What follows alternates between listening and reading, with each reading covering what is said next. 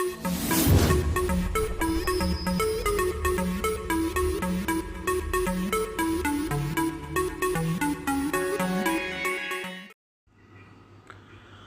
दोस्तों, मैं Hansraj Kumawat expert nursing classes के इस यूट्यूब चैनल पे आप सभी का एक बार फिर से स्वागत करता हूं।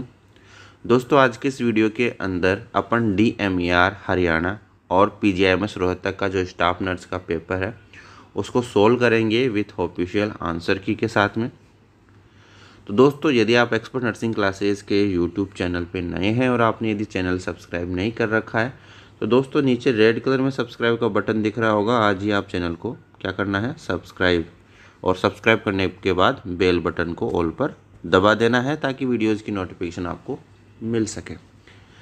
दोस्तों, पिछले वीडियो के अंदर अपन ने इस पेपर के जो है 25 क्वेश्चन डिस्कस किए थे। बाकी के जो बचे हुए क्वेश्चंस हैं वो आज इस वीडियो के अंदर अपन डिस्कस करने वाले हैं। तो चलिए स्टार्ट करते हैं आज का वीडियो। तो क्वेश्चन नंबर 26 से अपन यहाँ पे स्टार्ट कर रहे हैं।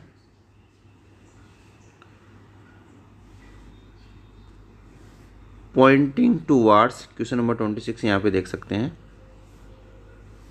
Pointing towards Abdul, Safiq said he is the son of the father of the mother of my daughter, how is the Abdul related to the Safiq. यहाँ पे आपको हिंदी में समझ सकते हैं आप। साफिक ने क्या कहा, अब्दुल की तरफ क्या किया, इशारा किया और क्या कहा, यह मेरी बेटी, किसकी बेटी, साफिक की बेटी की माँ। बेटी की माँ कौन हुई दोस्तों, साफिक की बेटी की माँ कौन हुई, साफिक की वाइफ हो गई। ठीक है, माँ के पिता का पुत्र है, यानी इसकी वाइफ का जो पिता है, इसकी जो वाइफ है उसके पिता यानी इसका ससुर। ठीक है, इसके ससुर का क्या है, पुत्र है, यानी इसके ससुर का जो पुत्र है, या फिर अपन कह सकते हैं कि इसकी वाइफ का जो भाई हो गया ये, यानी जो अब्दुल क्या हो गया, भाई हो गया। तो दोस्तों आप यहाँ देख सकते हैं कि साफी क्या हो गया, जीजा। भाई यदि किसी की जैसे वाइफ का कोई भाई होता है तो उसको क्या कहते हैं अपन, साला कहते हैं। तो अब्दुल का साफिक से क्या रिश्ता हो गया दोस्तों, ब्रदर इन लॉ यानी साला। क्या हो गया, साला। एक बार फिर से समझा देता हूँ। साफिक ने अब्दुल की तरफ इशारा करते हुए कहा, यह मेरी बेटी। अब्दुल की तरफ इशारा किया, किसने किया, साफिक ने। साफिक ने क्या बोला, यह मेरी बेटी की माँ, यानी इसकी बेटी की माँ इसकी क्या हुई, वाइफ हो गई। ठीक है, इसने क्या बोला कि मेरी बेटी की माँ के पिता, यानी इसके पिता, ठीक है, इसकी वाइफ के पिता का पुत्र है, यानी इसके पिता का पुत्र है, यानी ये दोनों आपस में क्या हो गए, भाई बहन। और इसकी वाइफ का भाई है तो क्या हो गया दोस्तों, साला हो गया। हुआ कि नहीं हुआ। आप अच्छे से अपने जो रिलेशंस होते हैं, अपने मतलब अपने आप को इस रिलेशनशिप वाले जो भी क्वेश्चंस अपन सोल्व करते हैं तो अपने आसपास को जो रिलेशन होते हैं उसी में आप अपने आप को देखेंगे तो आप आसानी से इन क्वेश्चंस को सोल्व कर पाएंगे। तो आप इस प्रकार से इनको सोल्व कर सकते हैं। आशा करता हूँ आपको अच्छे से समझ में आया होगा। कमेंट करके ज़रूर बता देना है। Select the option that will correctly replace the question marks in the given series mention below, यानी आपको यहाँ पे बताना है, एक सीरीज़ दी गई है, उस सीरीज़ के अंदर जो क्वेश्चन मार्क्स दे रखा है वहाँ पे क्या आएगा वो आपको बताना है। तो दोस्तों इस क्वेश्चन सीरीज़ को जब भी अपन सोल्व करते हैं तो इसमें कुछ ना कुछ एक कॉमन चीज़ें होती हैं जो कि आपको देखनी होती है और उसी के अनुसार आपको आंसर निकालना होता है। तो मैं आपको यहाँ पे बता दूँ क्या चीज़ें इसके अंदर दे रखी है। सबसे पहले आपको जो ये श्रृंखला दे रखी है या फिर सीरीज़ दे रखी है, इसमें आपको देखना है कि इसमें गैप कितना है। तो दोस्तों आप यहाँ पे देखेंगे 6 और 10 के बीच में कितना गैप है, 4 का गैप है। 10 और 14 में कितना गैप है, बिल्कुल 4 का गैप है। 14 और 22 में कितना गैप है, आप देख सकते हैं 8 का गैप है। 22 और 30 में कितना गैप है, 8 का गैप है।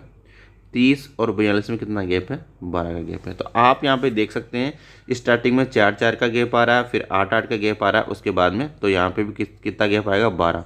तो आप 42 में 12 जोड़ दीजिए, 42 और 12 कितना हो रहा है, 54। तो ऑप्शन नंबर सी इसका करेक्ट आंसर हो जाएगा। देखिए ये इस सीरीज वाले क्वेश्चंस में क्या होता है, आपको देखना होता है कि उनमें कितने का अंतर है। ठीक है, तो जैसे कि 6 और 10 में से आप देखेंगे तो 4 का अंतर है। 10 और 14 में से देखेंगे 4 का अंतर है। 14 और 22 में देखेंगे तो 8 का अंतर है। 22 और 30 में से देखेंगे तो 8 का अंतर है। और 30 और 12 में से देखेंगे तो 30 और 42 में देखेंगे तो 12 का अंतर है। इसी प्रकार से जो नेक्स्ट संख्या होगी, जैसे सीरीज में आपने क्या देखा 4 4 है, फिर 8 8 है, तो फिर आगे नेक्स्ट क्या आएगा 12। तो 42 में आप जैसे 12 जोड़ेंगे तो कितना आ जाएगा 54 is the correct answer. Option C is the correct. Next question की तरफ बढ़ते हैं। There are 20 green and 15 red balls kept in a vessel, what would be a probability to choose a green ball.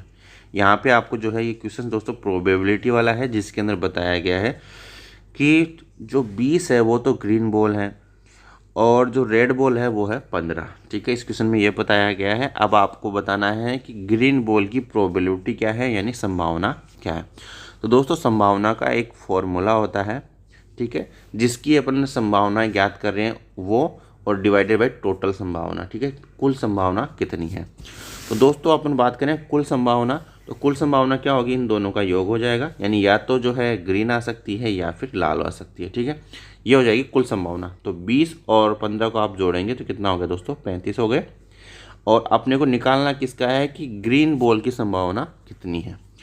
तो जिसकी निकालनी होती है उसको ऊपर रख देते हैं, तो कितनी संभावना है ग्रीन बॉल की 20। ठीक है, तो आप इसको जब काटेंगे, देखो दोस्तों आप इसको काटते हैं तो 5 से आप काट सकते हैं, 5 चौके 20 और 5 7 35। ठीक है, तो 4/7 जिसके अंदर है वो इसका आंसर हो जाएगा। Option C is the correct.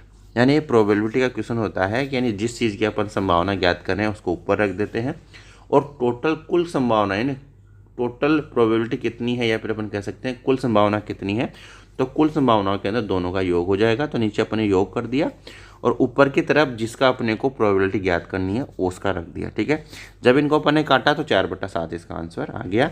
Option C is the correct answer. Next question की तरफ बढ़ते हैं। How many 2 digit number are divisible by 3। यानी आपको यहाँ पे बताना है कि ऐसे कितने नंबर है जो कि 3 से डिवाइड हो जाते हैं। 2 अंकों की कितनी ऐसी संख्या है जो कि 3 से विभाजित किया जा सकता है। यानी आप देख सकते हैं अपन 1 से लेकर के 100 तक जब भी जो है स्टार्ट करते हैं गिनती को, तो यहाँ पे देख सकते हैं एक तो क्या है 2 डिजिट नहीं है, 1 डिजिट है। ठीक है, और जो 100 है वो 3 डिजिट है। अपने को इसमें ज्ञात करना है कि 2 अंकों की, यानी इसमें से 2 अंकों की संख्या ज्ञात करनी है जो 3 से विभाजित हो। अब अपन 2 अंकों की संख्या कहाँ से स्टार्ट होती है, 11 से स्टार्ट होती है, लेकिन 11 जो है 3 से विभाजित नहीं होता है, इसलिए अपन जो है 12 को मानते हैं। 12 जो है 3 से पूरी तरह डिवाइड हो जाता है, और साथ में जो 99 है वो भी जो है 3 से डिवाइड हो जाता है। अब अपने को 12 से लेकर 99 के बीच में ऐसी टोटल कितनी संख्या है जो 3 से पूर्णतः विभाजित हो जाती है। तो मैं आपको एक फॉर्मूले की सहायता से इसको समझा देता हूँ, अच्छे से आपको समझना है। देखिए आप यहाँ पे देख सकते हैं दोस्तों, we know first 2 digit number divisible by 3 is the 12। जो मैंने आपको बताया कि आप 12 ऐसी संख्या है जिसको आप 3 से डिवाइड कर सकते हैं, और जो लास्ट 2 डिजिट नंबर है वो है 99 जिसको 3 से डिवाइड किया जा सकता है। फर्स्ट कौन सी हो गई 12 और लास्ट कौन सी हो गई 99, जिनको आप 3 से डिवाइड कर सकते हैं। तो अपन देख सकते हैं कि ये जैसे 12 15 18 ऐसे जो 99 तक है ये संख्याएं 3 से डिवाइड हो रही है। तो मैं आपको बता दूं कि इसको जो सोल्व करने का जो फॉर्मूला है वो इस प्रकार से है, तो अपन बात कर लेते हैं। तो यहाँ पे जो है ए बराबर का मतलब क्या हो गया दोस्तों, जो प्रारंभिक संख्या है वो आपकी 12 हो गई। डी मतलब कितने से डिवाइड हो रही है, तो वो हो गया आपका 3। और जो ए एन बराबर क्या हो गया 99। तो ये एक सिंपल सा फॉर्मूला है, इसको आपको इसके अंदर डालना होता है। ए प्लस ब्रैकेट के अंदर n-1 ब्रैकेट बंद और डी बराबर 99। जब आप यहाँ पे एक का मान रखेंगे जो यहाँ पे दिया हुआ है, यहाँ पे 12 आपने रख दिया, प्लस n-1 और डी मतलब डिविजिबल कितना हो गया 3 बराबर 9, यानी पूर्ण जो लास्ट की जो 2 डिजिट नंबर है वो आपने यहाँ पे रखा। जब आप इसको सोल्व करते हैं दोस्तों, तो आप यहाँ पे देखेंगे कि n को जब भी बाहर लेते हैं तो ये जो यहाँ पे देखेंगे 29 + 1 बराबर कितना हो गया 30। यानी इस क्वेश्चन का जो सही आंसर होगा दोस्तों वो होगा 30। दोस्तों दूसरा अपन इसको इस प्रकार से सोल्व कर सकते हैं, जैसे कि अपन यहाँ पे जो संख्या लिखी है, अपन जब इसको सोल्व करेंगे तो अपन इस प्रकार से लिखेंगे इसको 12 प्लस सोल्व करेंगे तो क्या हो जाएगा 3n - 3 बराबर 99। ठीक है, अब अपन जब इसको सोल्व कर रहे हैं तो ये माइनस और 12 में से 3 माइनस गए तो कितना हो जाएगा 9 + 3n बराबर 99। तो अपन 3n बराबर 99, 9 इधर आ जाएगा, 99 - 9 बराबर कितना हो गया 90। यानी 3n बराबर 90, मैं यहाँ पे लिख देता हूँ 3n बराबर 90। तो n बराबर कितना हो जाएगा दोस्तों 90/3, तो कितना हो गया दोस्तों 3 × 9 = 30। 30 इज़ द करेक्ट आंसर इसका हो जाएगा। इस प्रकार से भी निकाल सकते हैं और इस प्रकार से भी आप लोग निकाल सकते हैं। तो सही आंसर क्या हो जाएगा इस क्वेश्चन का 30। तो दोस्तों सही आंसर क्या हो जाएगा इसका ऑप्शन बी। नेक्स्ट क्वेश्चन की तरफ बढ़ते हैं। The colour of the cow's milk is the slightly yellowish due to the presence of which of the following substance. यानी जो काउ मिल्क का जो कलर होता है स्लाइटली येलोविश होता है, वो किसकी वजह से होता है, किसकी प्रेजेंस की वजह से होता है। तो दोस्तों सही है जो आंसर है वो है ऑप्शन डी कैरोटीन। कैरोटीन की वजह से जो गाय का जो दूध है वो हल्का पीला होता है, कैरोटीन की वजह से। नेक्स्ट क्वेश्चन है question number 31। Which of the following gas is release from the pedi fields. यानी गैस धान के खेतों में से निकलती है, यानी कौन सी गैस धान के खेतों में से निकलती है वो आपको बताना है। ऑप्शन ए है CO, ऑप्शन बी है CH4, ऑप्शन सी है H2S एंड ऑप्शन डी है NH3। तो दोस्तों कौन सी गैस निकलती है धान के खेतों से, वो है CH4 यानी मेथेन। Next question. तो मोहन के उर्वशी हवे उर्वशी सम्मान में कौन सा अलंकार है। तो दोस्तों इसमें कौन सा अलंकार है, यमक अलंकार है। कौन सा है, यमक अलंकार, ऑप्शन बी। नेक्स्ट क्वेश्चन है निम्नलिखित में से कौन सी रचना प्रेमचंद की है। तो 4 ऑप्शन दिए गए हैं, उनमें से जो करेक्ट आंसर है वो है गोदान। यानी जो गोदान है वो प्रेमचंद की रचना है।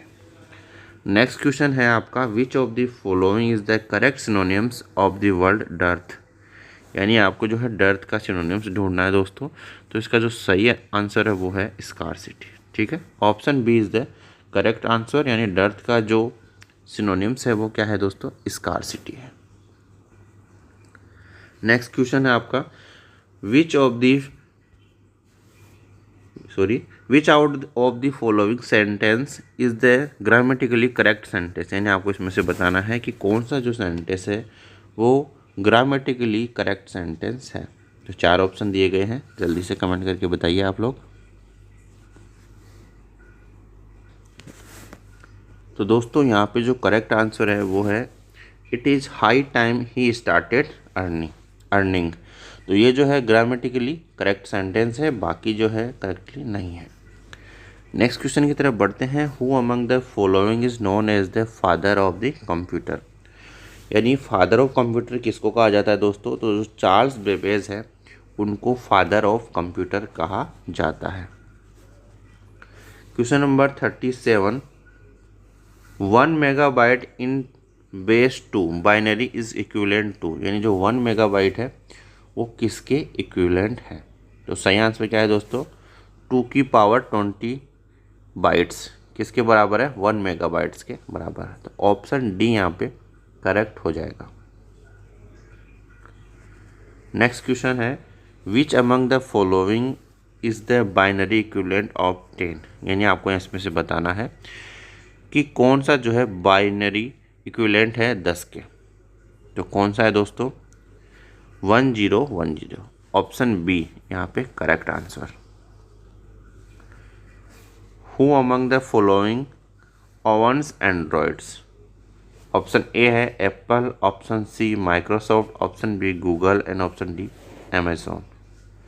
तो सही आंसर क्या है दोस्तों, वो है गूगल। ठीक है, क्वेश्चन नंबर 39 का आंसर क्या हो गया दोस्तों, गूगल।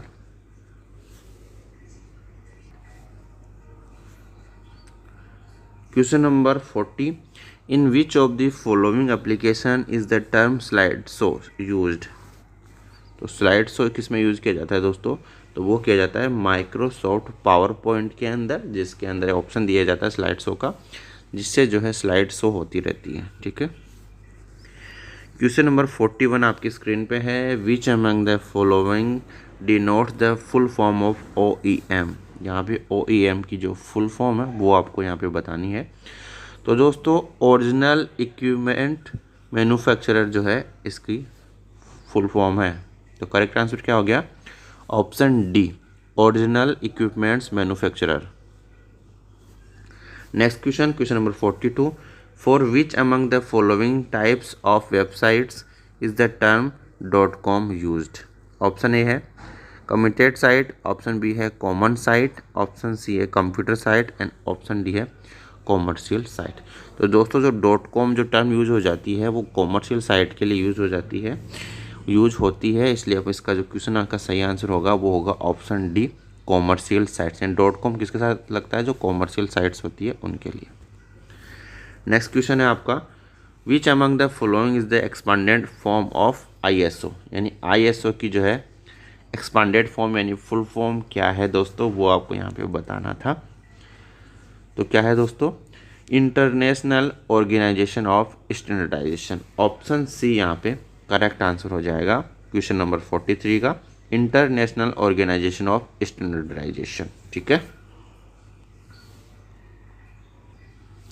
नेक्स्ट क्वेश्चन की तरफ बढ़ते हैं दोस्तों। Question number 44, which among the following is the expanded form of VPN? यानी VPN की फुल फॉर्म बतानी थी दोस्तों। तो VPN की जो फुल फॉर्म होती है वो होती है वर्चुअल प्राइवेट नेटवर्क। ठीक है, वर्चुअल प्राइवेट नेटवर्क VPN की फुल फॉर्म है। नेक्स्ट क्वेश्चन है, विच among the following is the expanded form of USB? तो USB की जो फुल फॉर्म है दोस्तों वो है यूनिवर्सल सीरियल बस। क्या है USB की full form? Universal serial bus. Next question है आपका, which among the following which of the following gland is responsible for secretion of tears by the eye? यानी आई के अंदर जो सिक्रेशन आते हैं उसको कौन सी ग्लैंड रेस्पॉन्सिबल है उसके लिए, यानी जो आंसू आते हैं उसके लिए? तो दोस्तों लेक्राइमल ग्लैंड, ऑप्शन डी। यानी लेक्राइमल ग्लैंड ही जो है अश्रु, इसको अश्रु ग्रंथि भी कहते हैं, टीयर्स। ठीक है, which of the following under mentions bone is not a part of the knee joint? यानी इनमें से कौन सी ऐसी बोन है जो कि मेंशन नहीं होती है नी जॉइंट बनाने में? तो ऑप्शन ए है फीमर, ऑप्शन बी है टीबिया, ऑप्शन सी है फिबुला एंड ऑप्शन डी है पटेला बोन।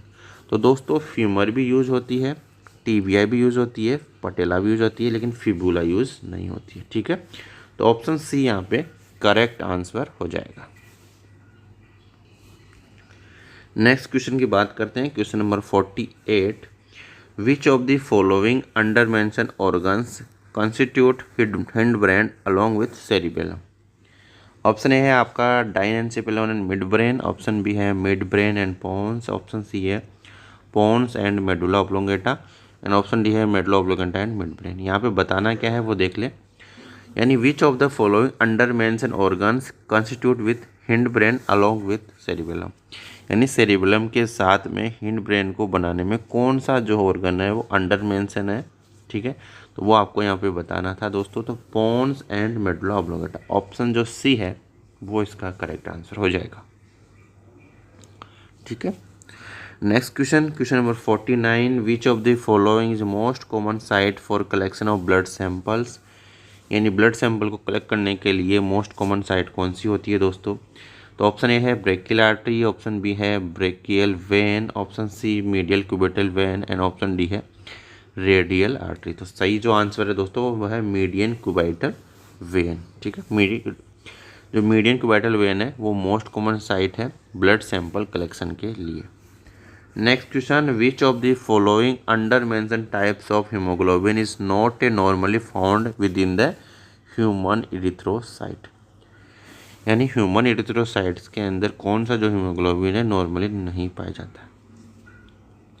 तो दोस्तों HbA यानी हीमोग्लोबिन जो एडल्ट है और HbA2 HbO2 तो पाया जाता है दोस्तों, लेकिन HbCO ऑप्शन जो सी है वो जो है इसका सही आंसर हो जाएगा, क्योंकि जो है नॉर्मली ह्यूमन के अंदर ये नहीं पाया जाता है, इसलिए करेक्ट आंसर क्या हो जाएगा? HbCO। नेक्स्ट क्वेश्चन है, which of the following is the principal mineralocorticoid in the body? Option A है एल्डोस्टेरोन, ऑप्शन बी है टेस्टोस्टेरोन, ऑप्शन सी है प्रोजेस्टेरोन एंड ऑप्शन डी है कॉर्टिसोल। यहाँ पे क्या बताया दोस्तों कि इनमें से कौन सा जो है प्रिंसिपल मिनरलोकॉर्टिकॉइड है बॉडी के अंदर। तो सही आंसर क्या है दोस्तों? तो दोस्तों सही जो आंसर होगा वो होगा ऑप्शन ए, एल्डोस्टेरोन जो है प्रिंसिपल मिनरलोकॉर्टिकॉइड्स है बॉडी के अंदर। आपने रास सिस्टम सुना होगा, रेनिल एंजियोटेंसिन एल्डोस्टेरोन सिस्टम। उसके अंदर जैसे दोस्तों जो सोडियम पोटेशियम के लिए ये जो एल्डोस्टेरोन है ये एक मिनरलोकॉर्टिकॉइड हार्मोन है जो कि सोडियम और पोटेशियम का जो है बैलेंस मेंटेन करके रखता है, साथ में वाटर के लिए भी रेस्पॉन्सिबल होता है। नेक्स्ट क्वेश्चन की तरफ बढ़ते हैं दोस्तों। Question number 52, normal glomerular filtration rate is, option A है 125 ml प्रति मिनट, ऑप्शन बी है 125 ml प्रति सेकंड, ऑप्शन सी है आपका 125 ml प्रति आवर, ऑप्शन डी है 125 ml प्रति मिनट। तो सही आंसर क्या है दोस्तों? तो सही आंसर है ऑप्शन ए 125 ml प्रति मिनट। नेक्स्ट क्वेश्चन की तरफ जाते हैं दोस्तों। The contractile unit of the skeletal muscle is called, यानी स्केलेटल मसल्स की जो कॉन्ट्रैक्टाइल यूनिट है उसको अपन क्या कहते हैं दोस्तों? तो उसको अपन क्या कहते हैं? सार्कोमियर कहते हैं। क्या कहते हैं दोस्तों? सार्कोमियर कहते हैं। नेक्स्ट क्वेश्चन है, which of the following is the technical term use for study of human population, यानी ह्यूमन पॉपुलेशन की जो स्टडी की जाती है उसको अपन क्या कहते हैं दोस्तों? तो उसको अपन क्या कहते हैं? डेमोग्राफी कहते हैं। यानी ह्यूमन पॉपुलेशन की स्टडी करने को अपन क्या कहते हैं दोस्तों? डेमोग्राफी कहा जाता है। Which one out of the following is the correct statement, यानी इसके अंदर कौन सा जो है करेक्ट स्टेटमेंट है? चार ऑप्शन दिए गए हैं। Culture is the borrowed behaviour, option B है superior culture is always adopted, option C है western culture has become universal, and option D है only such culture traits are adopted which can be easily assimilated. तो इसका जो सही answer है दोस्तों, correct statement है वो है option D, only such culture traits are adopted which can easily assimilated. ठीक है। क्वेश्चन नंबर 56 आपकी स्क्रीन पे है। In a secondary group a member is the other members, option A in a face to face association with, option B unaware of, option C aware of, and option D none of the above. तो इसका सही answer क्या होगा दोस्तों? इस question का जो सही आंसर है वो है ऑप्शन बी, यानी जो सेकेंडरी ग्रुप होता है वो क्या है? एक ग्रुप के जो मेंबर है अदर ग्रुप के मेंबर से अनअवेयर रहते हैं, यानी उनके बारे में नहीं जानते, उस ग्रुप को अपन क्या कहते हैं? सेकेंडरी ग्रुप कहते हैं। यानी in a secondary group a member is unaware of the other members. Next question की तरफ बढ़ते हैं। क्वेश्चन नंबर 57 आपकी स्क्रीन पे है। Which one out of the under mention statement is wrong, यानी इनमें से कौन सा स्टेटमेंट है जो कि गलत है? चार ऑप्शन दिए गए हैं, आप पढ़ लीजिए। जो इसमें जो रॉन्ग है वो है option B, the process of certification places families और individual into an unequal system. ठीक है। बाकी जो है स्टेटमेंट बिल्कुल सही स्टेटमेंट है। ठीक है। और इसमें पूछा था कि कौन सा रॉन्ग है, तो ऑप्शन बी यहाँ पे करेक्ट हो जाएगा। Question number 58, which of the following anti tubercular drug causes peripheral neuropathy, यानी इनमें से कौन सी जो है एंटी ट्यूबरल ड्रग है जो कि पेरिफेरल न्यूरोपैथी कोज करती है? तो दोस्तों आइसोनियाजाइड जो है वो पेरिफेरल न्यूरोपैथी कोज करती है। Option A is the correct. Next question की तरफ बढ़ते हैं। विच out of the following is the drug of choice for syphilis A pregnant women, यानी प्रेग्नेंट वोमेन के अंदर सिफिलिस के अंदर ड्रग ऑफ चॉइस क्या रहेगी? तो दोस्तों ड्रग ऑफ चॉइस है पेनिसिलिन। नेक्स्ट क्वेश्चन है, for long term use of which of the following drug is frequent serum drug level monitoring is required, यानी इसमें से कौन सी ड्रग है जिसके लिए सीरम का जो ड्रग लेवल है वो मॉनिटर कराने की आवश्यकता होती है? तो वो है दोस्तों लिथियम। जब भी लिथियम अपन देते हैं ड्रग तो उस समय जो है मॉनिटरिंग करनी बहुत ही ज़रूरी होती है, जो कि मेनिया वाले पेशेंट के अंदर दिए जाती है lithium. Which color bags are used for handling and disposal of microbiological and non-sharp solid waste, यहाँ पे ऑप्शन ए है रेड, ऑप्शन बी है येलो, ऑप्शन सी है ब्लू एंड ऑप्शन डी है ब्लैक। दोस्तों यहाँ पे जो करेक्ट आंसर है वो है येलो, यानी येलो बैग के अंदर जो माइक्रोबायोलॉजिकल और जो नॉन शार्प सॉलिड वेस्ट है वो क्या किया जाता है, डिस्पोज किया जाता है या फिर इसके अंदर डाला जाता है। Which of the following disinfectant is used for the sterilisation of cystoscope and cystoscope के स्टरलाइजेशन के लिए इनमें से कौन सा जो है डिसइंफेक्टेंट यूज़ किया जाता है।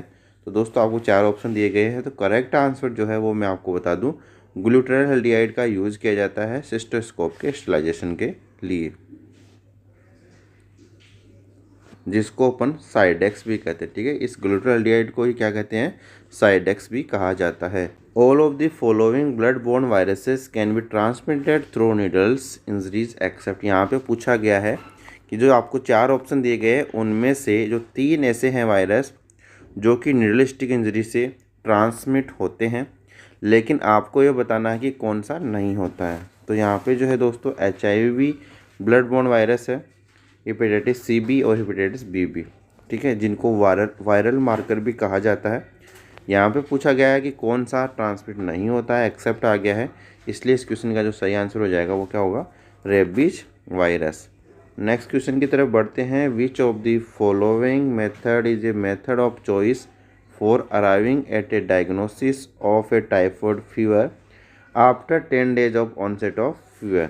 ऑप्शन ए है विडाल, ऑप्शन बी है ब्लड कल्चर, ऑप्शन सी है Elek's gel precipitation test and option D है कोगुलेस टेस्ट। तो जो सही आंसर है दोस्तों वो क्या है, option A Widal test. Next question की तरफ बढ़ते हैं। Which of the following act as the vector of transmission of dengue virus, यानी डेंगू वायरस के ट्रांसमिशन के लिए जो वेक्टर जिम्मेदार होता है उसका क्या नाम है दोस्तों। तो आप लोग सब जानते हैं, Aedes aegypti mosquito. Next question, which of the following types of vaccine does the BCG vaccine belong to, यानी जो BCG वैक्सीन है वो किस टाइप की वैक्सीन से बिलोंग करती है। जी हाँ दोस्तों, तो यहाँ पे 4 ऑप्शन दिए गए हैं, तो करेक्ट आंसर जो है वो है लाइव एटेन्यूएटेड वैक्सीन, यानी जो BCG वैक्सीन है दोस्तों वो लाइव एटेन्यूएटेड वैक्सीन है।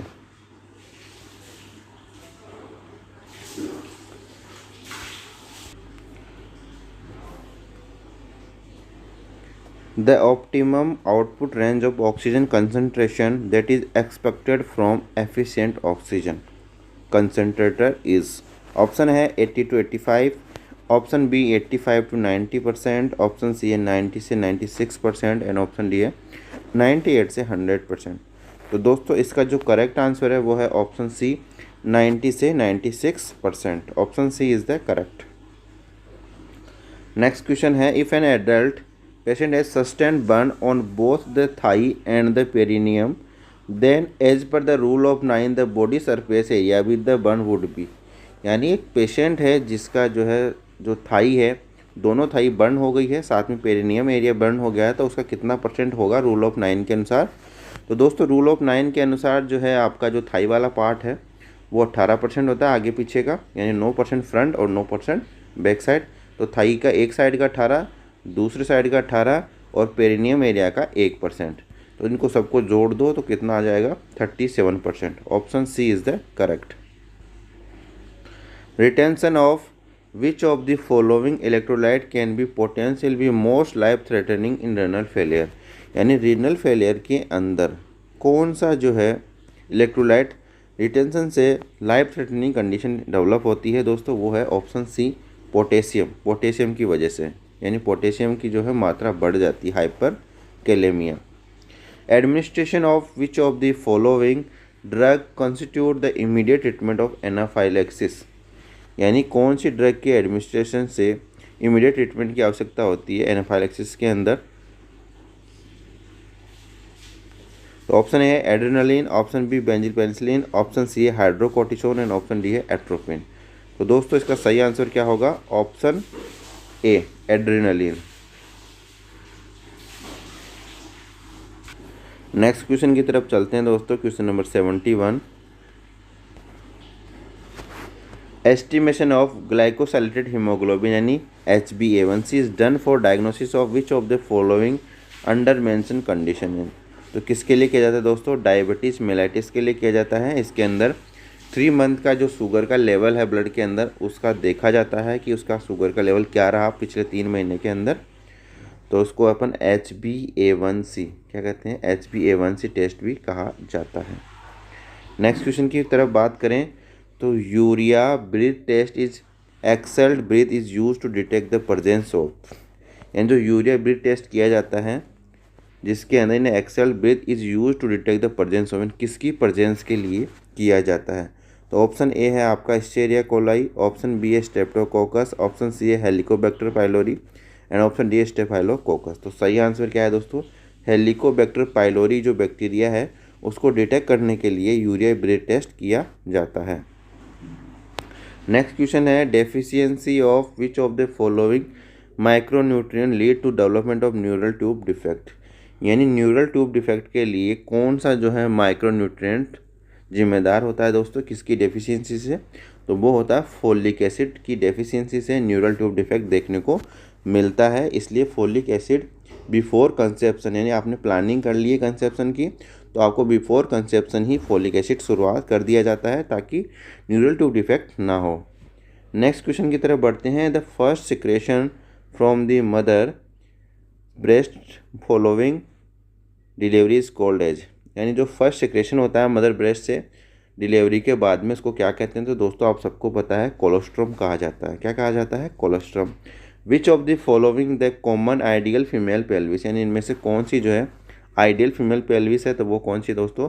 गायनेकोइड जो पेल्विस है वो आइडियल फीमेल पेल्विस होती है। Which of the following condition is the commonest cause of postpartum haemorrhage, यानी इनमें से कौन सी जो कंडीशन है जिसको जो कि कॉमनेस्ट है पोस्टपार्टम हेमरेज के लिए? ऑप्शन ए है atonicity of the uterus, option B है सब इन्वोल्यूशन, ऑप्शन सी है birth injury and option D है प्यूपेरियल सेप्सिस। तो सही आंसर क्या है दोस्तों? Option A atonicity of the uterus.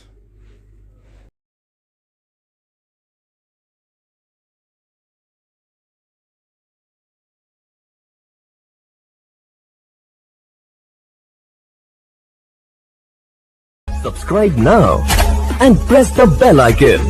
Never miss an update.